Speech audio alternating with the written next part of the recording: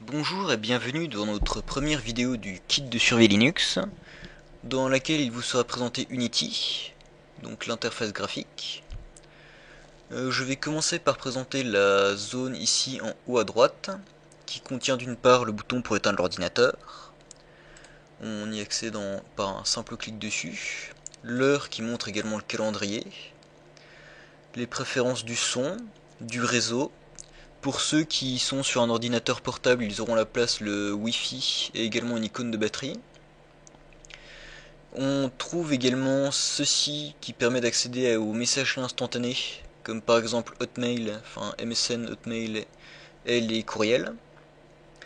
Et également les applications réduites se retrouvent ici, enfin certaines applications réduites se retrouvent ici, en icône, comme par exemple cette application dont je me sers pour enregistrer la vidéo. À gauche, on trouve une barre de lancement rapide, qui sert également de barre d'application. Par exemple, dans le cas présent, je n'ai aucune application ouverte. Je clique sur Dossier personnel pour ouvrir un explorateur de documents. Remarquez que maintenant, il y a une flèche ici à gauche qui indique que j'ai une application ouverte, et une à droite qui indique que c'est l'application active. Pour ceux qui depuis le début rechercheraient les icônes, par exemple fichiers, ce genre de choses, elles sont cachées entre guillemets ici en haut. Donc fichier, nouvelle fenêtre. Et remarquez que cette fois j'ai deux petites barres ici à gauche qui indiquent que j'ai deux fenêtres ouvertes. On pourrait également lancer un navigateur web. Remarquez que la barre s'est cachée quand j'ai ouvert une application en plein écran. Pour y accéder à nouveau, il faut mettre le pointeur de la souris ici. Et par exemple, pour passer sur les dossiers personnels, cliquez pour les rafficher. Si je veux, il y a également une autre option qui est assez intéressante. Si je reclique sur quelque chose où j'ai plusieurs fenêtres ouvertes, je les mets toutes sur le côté, comme ça, en bande, et je peux choisir laquelle je veux prendre. C'est surtout utile si on commence à avoir beaucoup de fenêtres. On clique dessus et on peut aisément s'y retrouver et choisir quelle fenêtre on veut. On peut également classiquement cliquer sur une fenêtre ou une autre pour y passer, genre également sur la barre pour prendre l'application en plein écran.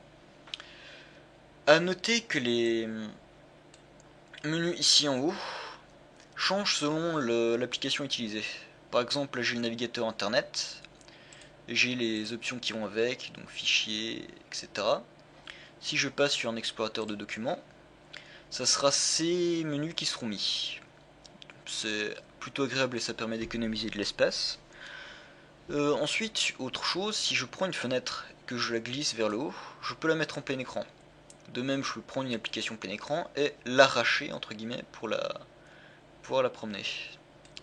On peut également, en mettant une fenêtre sur la gauche qui occupe toute la partie gauche de l'écran, sur la droite pardon, et on peut faire pareil à gauche, ce qui permet d'avoir deux fenêtres côte à côte, ce qui est très agréable pour la répartition de l'espace de travail. Ensuite, une autre chose qui est très importante à expliquer, c'est certains boutons, genre ces trois là, et celui-ci. En cliquant dessus, j'ouvre un menu qui me permet de faire une recherche, par exemple d'application, genre par exemple gravure, et il trouve le logiciel de gravure de disque.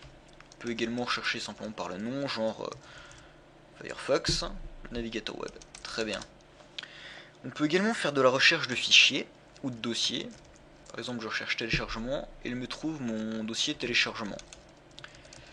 Test vidéo et non, il n'a pas trouvé. Dommage. Dans le même genre, on peut faire de la recherche d'applications ici, qui permet de voir par exemple toutes les applications installées, ce qui est très pratique. Ou on peut rechercher dans les fichiers les dossiers, ce qui montre également les fichiers récents, etc. Pour la barre de lancement ici sur le côté, comme vous l'avez vu, elle sert de raccourci. Et on peut choisir les raccourcis qu'on garde dessus. En faisant un clic droit, on peut choisir de conserver ou non une application dans le lanceur.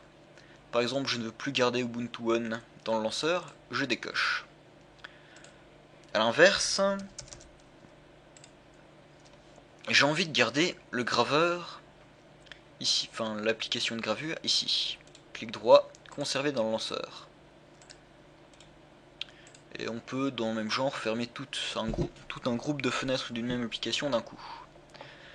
A noter qu'on peut placer des raccourcis en allant dans la liste d'applications, en prenant une application genre par exemple Mahjong, et en la faisant glisser ici sur le côté.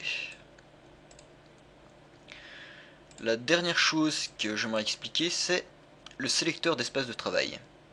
Ici j'ai ma fenêtre, très bien.